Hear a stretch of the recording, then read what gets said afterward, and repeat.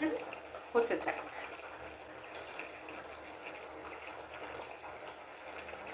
কেমন হচ্ছে তরকারিটা আপনারা কমেন্টস করে জানাবেন, আর বাকিটুকু দেখতে থাকেন শেষ পর্যন্ত।